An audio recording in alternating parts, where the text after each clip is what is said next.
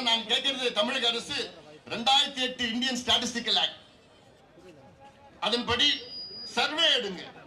அந்த சர்வே நீங்க எடுத்தீங்கன்னா அதுதான் தெலுங்கானா மாநிலத்தில் எடுத்தாங்க, பீகார்ல அந்த சர்வே எடுத்தார்கள். இந்த சர்வே தெலுங்கானாவிலேயோ பீகார்லயோ அங்க இருக்கின்ற நீதிமன்றங்கள் தடை செய்யவில்லை, உச்ச நீதிமன்றமும் தடை செய்யவில்லை. ஏன்னா சட்டத்தின் விதிகளுக்கு உட்பட்டுதான் இந்த சர்வே எடுத்திருக்கின்றார்கள். இந்தியன் ஸ்டாட்டிஸ்டிக்கல் ஆக்ட் 2008 2008 நாடாளுமன்றத்தில் சட்டம் ஒன்று நிறைவேற்றப்பட்டது.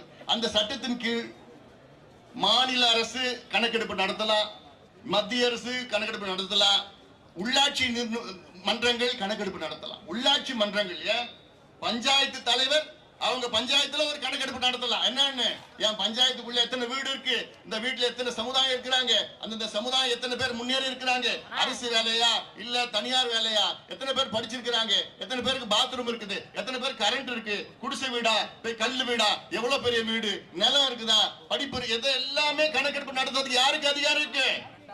பஞ்சாயத்து தலைவருக்கு கூட அதிகாரம் இருக்கிறது. ஆனால் நம்முடைய முதலமைச்சர் ஸ்டாலின் அவர்கள் எங்களுக்கு அதிகாரம் இல்லைங்க அப்படின்னு சொல்ற ஒரு முதலமைச்சர் நீங்க பார்த்திருக்கீங்களா? அவன் சிரிக்க ஆரம்பிச்சுட்டாங்க. தெலுங்கானாவில் அவங்க கூட்டணி